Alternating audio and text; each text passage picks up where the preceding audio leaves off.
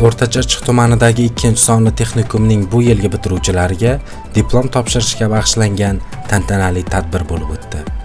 Joriy o'quv yilida mazkur ta'lim dargohini 300 dan ortiq yigit-qizlar jami 6 ta avtomobillarni ta'mirlash va texnik xizmat ko'rsatish, melioratsiya texnika operatori, keng profilli tikuvchi, kompyuter grafikasi va dizayn, avtomobillarni ta'mirlash va xizmat ko'rsatish dual ta'lim yo'nalishlari bo'yicha tamomladi. Ularning 33 nafari o'zlari tanlagan soha yo'nalishlarining sir-asrorlarini mukammal egallagan holda o'qishni a'lo baholarga bitirib, imtiyozli diplom egalariga aylandilar.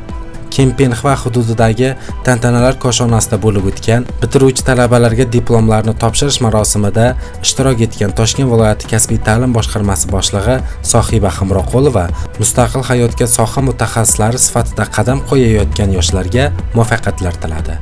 O'zlarining a'lo o'qishlari hamda namunali xulqi bilan tengdoshlariga namuna bo'lgan bitiruvchilarga alohida e'tibor qaratib, ularning ota-onalariga minnatdorlik bildirdi.